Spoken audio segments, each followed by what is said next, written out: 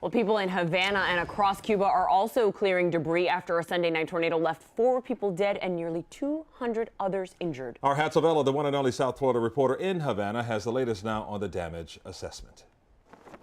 Tonight, most of the 5 neighborhoods affected by the tornado remain in the dark. The lights you see behind me are just the cars driving in and out of the neighborhoods. I want to show you something. This is a tent that the Cuban government has set up. These tents will be used from now on to feed the people in the neighborhoods.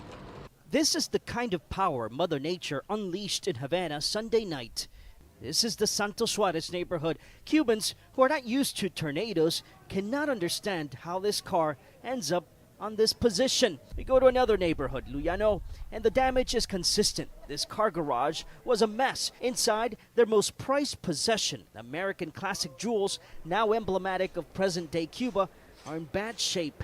This is what Cubans woke up to this morning. You can see behind me blocks and blocks of damage to the infrastructure.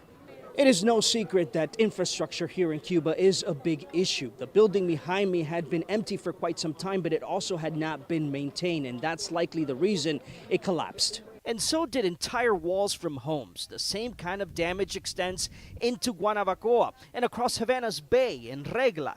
The more you walk through these Havana neighborhoods, the worse it gets. This is what you see, a war zone really in front of your eyes. You can see this car, not much left of it, as bricks fell down and destroyed most of it. What's really heartbreaking, though, is when you see the damage at homes. This home completely collapsed. You can see people trying to go inside, trying to salvage what they can.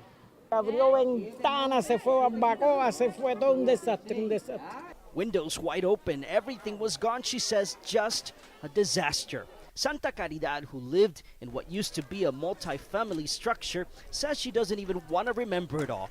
But forget the torment. Pain is solely attached to the loss of their home. Now one of thousands of Cubans wondering what happens next. The pickup of debris, of course, will take some time. Let's also talk about the strength of this tornado. Some scientists here on the island are saying that it is likely an F4 tornado, which makes sense when you see the damage. Reporting from Havana, Havana, Local 10 News.